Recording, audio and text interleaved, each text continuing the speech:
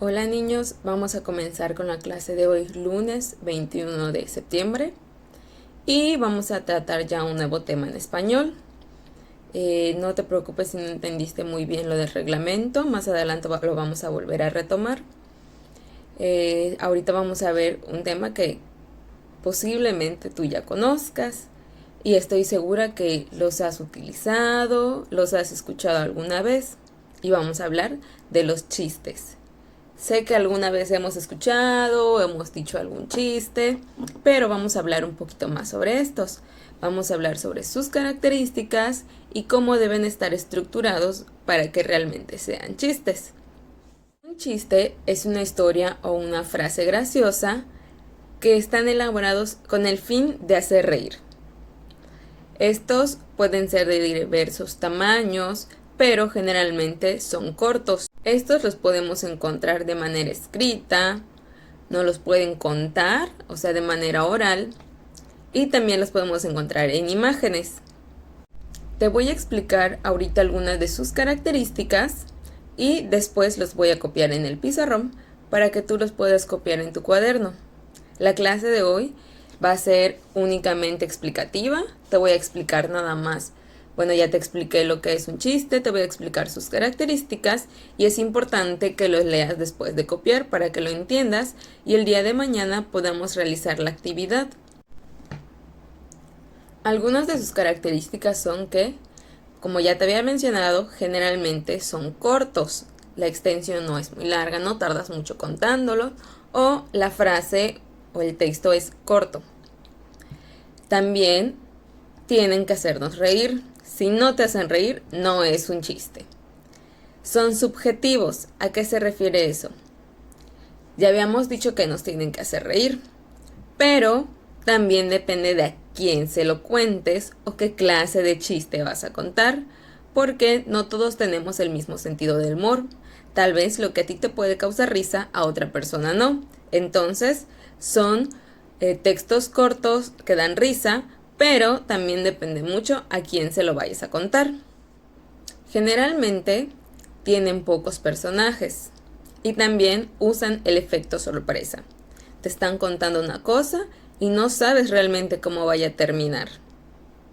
También utiliza algunos recursos que son el doble significado, la comparación, la confusión, el discurso directo e indirecto, que estos ahorita te los voy a explicar y de igual manera los voy a copiar para que tú los tengas en tu cuaderno.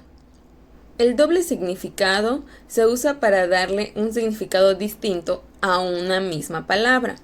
Por ejemplo, la palabra cobra puede significar un animal, una serpiente, o al dinero, al acto de cobrar, de pedirle dinero a alguien. Entonces, esa misma palabra puede tener dos significados y todo depende de cómo la utilicemos. La comparación. Se comparan características de personas, de animales o cosas.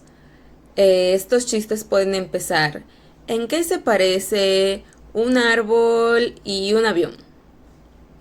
Y así empiezan los chistes. Ahí están utilizando el recurso de la comparación. El siguiente es el de la confusión en la pronunciación. Aquí se utilizan palabras o frases similares que se parezcan mucho, entonces tienes que fijarte muy bien qué es lo que te están diciendo para que tú puedas entender. Te voy a decir un ejemplo. No es lo mismo decir que un trapecista tiene sesos a decir que un trapecista se sostiene. Ahí estamos utilizando esa confusión. ¿Por qué? Te voy a explicar. Ahí están utilizando la palabra sesos. Los sesos se hacen referencia al cerebro. Es otra manera de llamarlo. Y como sabemos, los trapecistas hacen acrobacias en los circos, se mantienen en el aire. Entonces ellos se tienen que sostener. Ahí están jugando con esos sonidos de palabras, ese juego de palabras que normalmente encontramos en los chistes. Ya vamos con los dos últimos, que es el discurso directo y el discurso indirecto.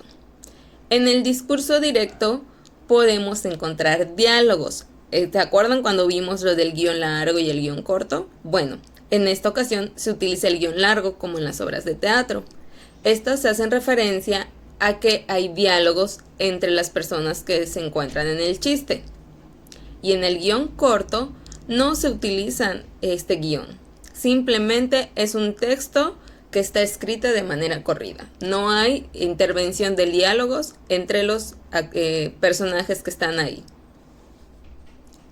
Del discurso directo e indirecto te voy a poner los ejemplos cuando los copie para que puedas darte cuenta cómo es y cómo están estructurados estos dos recursos.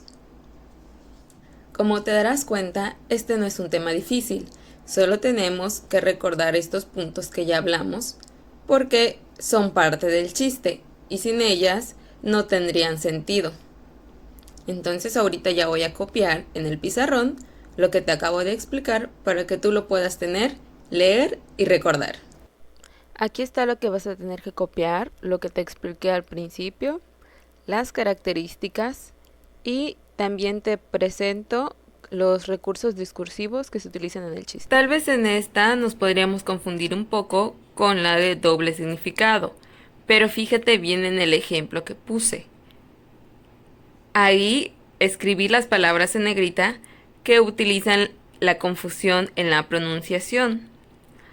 Ahí tiene sesos, son dos palabras, y cambian el orden en se sostiene. ¿Ya viste? Tienen la misma pronunciación, tal vez suenen igual cuando lo decimos, pero son dos cosas diferentes. Y aquí te presento los últimos dos recursos discursivos que utiliza el chiste.